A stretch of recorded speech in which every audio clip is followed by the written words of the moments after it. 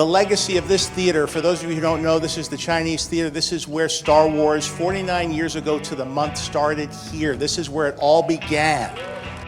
Because back 49 years ago, I got to see Star Wars when I was 10 years old.